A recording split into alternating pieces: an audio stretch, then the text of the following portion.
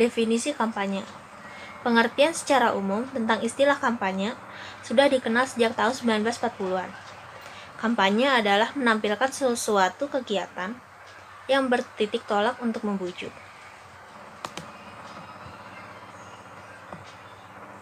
Definisi para ahli.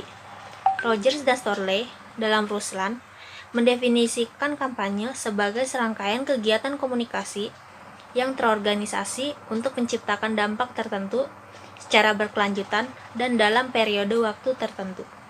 Sedangkan Leslie B. Snyder mendefinisikan kampanye sebagai tindakan komunikasi yang terorganisasi yang diarahkan pada khalayak tertentu pada periode waktu tertentu guna mencapai tujuan tertentu. Pfau dan Parrott mendefinisikan kampanye sebagai suatu proses yang dirancang secara sadar, bertahap dan berkelanjutan yang dilaksanakan pada rentan waktu tertentu dengan tujuan mempengaruhi khalayak. Faktor-faktor penghambat jalannya kampanye. Yang pertama, kelompok khalayak yang tidak akan tahu tentang pesan-pesan kampanye yang ditunjukkan pada mereka. Yang kedua, kemungkinan individu memberikan tanggapan pada pesan-pesan kampanye akan meningkat bila ketertarikan mereka pada isu yang diangkat. Yang ketiga, orang akan membaca dan meresepsi informasi mereka terima berdasarkan nilai-nilai serta kepercayaan yang dimiliki. Yang keempat, kemungkinan individu untuk menerima informasi atau gagasan baru akan meningkat bila informasi tersebut sejalan dengan sikap yang sudah ada. Faktor-faktor yang mendukung keberhasilan kampanye.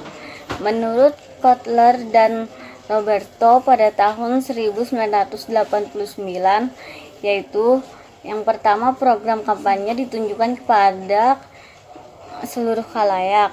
Yang kedua, pesan kampanye yang gagal pada umumnya mampu memotivasi khalayak untuk diterapkan. Yang ketiga, pesan tidak memberi petunjuk bagaimana khalayak harus bertindak.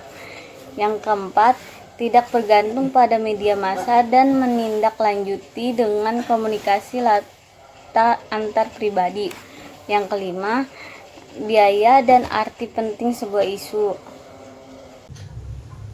Selanjutnya, saya akan menjelaskan temuan para ahli yang membuktikan adanya keterkaitan antara faktor pendukung dan faktor penghambat dari kampanye. Temuan yang pertama berasal dari Lazarsfeld, Merton, dan Wallach.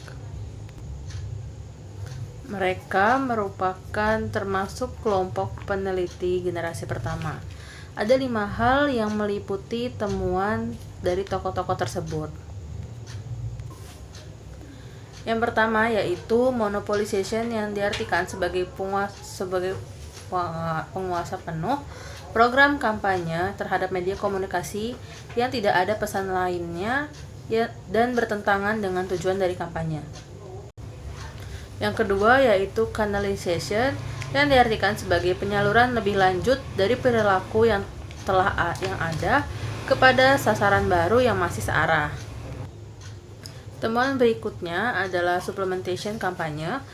Perubahan sosial akan sukses bila pesan pada media massa ditinjau dengan komunikasi antar pribadi.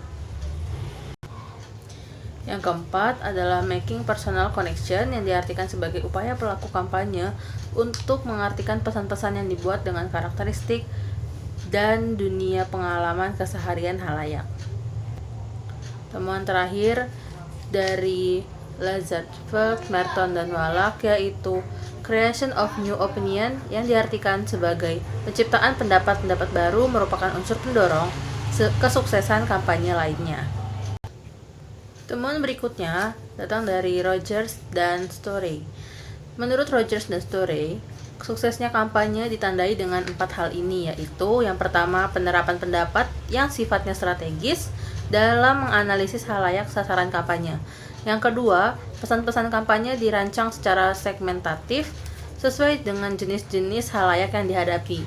Yang ketiga, penetapan tujuan yang realistis. Kemudian yang terakhir, yang keempat, ialah kampanye lewat media akan lebih mudah Meraih keberhasilan bila disertai dengan penyebaran personel kampanye untuk menindaklanjuti secara interpersonal. Temuan yang ketiga berasal dari ahli yang bernama Snyder. Menurutnya, objek kampanye berkaitan dengan sifat produk atau gagasan yang akan dikampanyekan. Bila gagasan kampanye tersebut berkaitan dengan sesuatu yang tidak cukup serius, penerima halayak menjadi lebih mudah.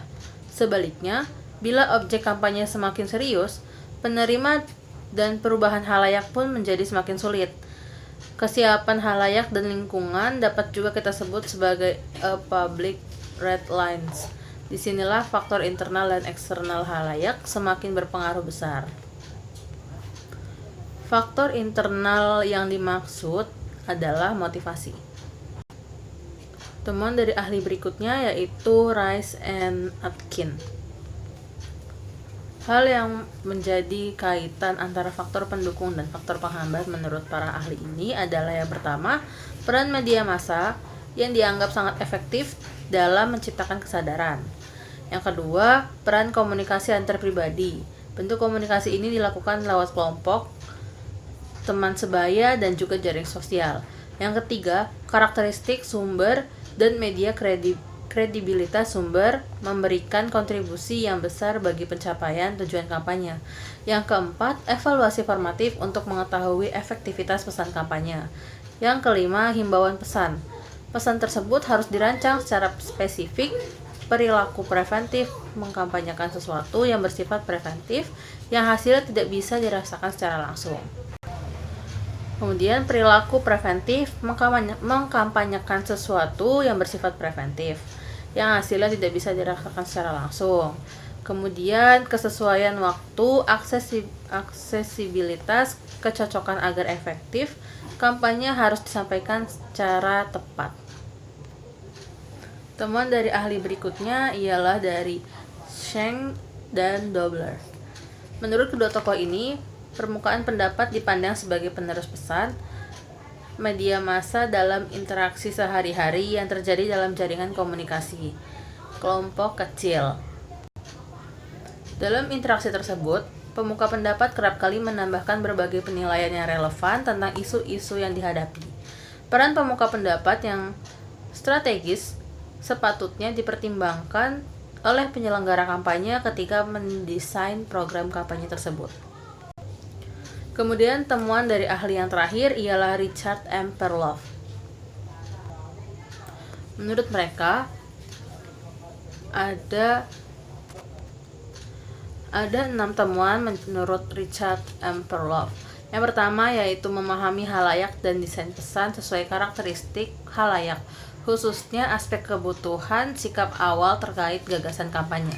Yang kedua, pesan harus diarahkan sesuai karakteristik budaya subkategori halayak sasaran. Yang ketiga, sempurnakan lagi pesan dengan relevan, kuat, dan punya daya tarik yang tinggi. Yang keempat, lakukan upaya pemanfaatan media secara maksimal dengan membangun interaksi dengan mereka, kemudian ulangi pesan secara terus-menerus melalui berbagai saluran komunikasi.